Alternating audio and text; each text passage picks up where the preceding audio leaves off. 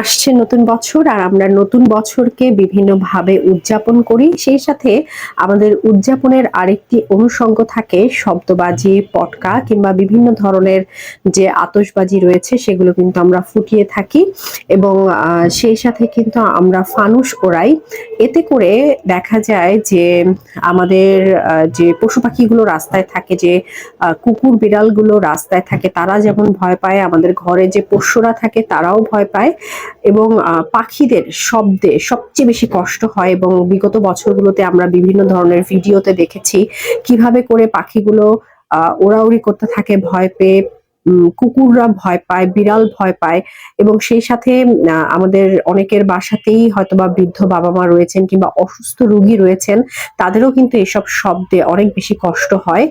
তো আসুন আমরা একদিনের আনন্দের জন্যে মানুষের কিংবা পশু পাখির কিংবা এই পৃথিবীর কোনো সৃষ্টিরই কষ্টের কারণ না হই।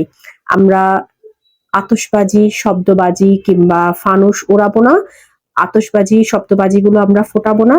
নিজে সচেতন হই, ভালো থাকি, সবাইকে ভালো রাখি।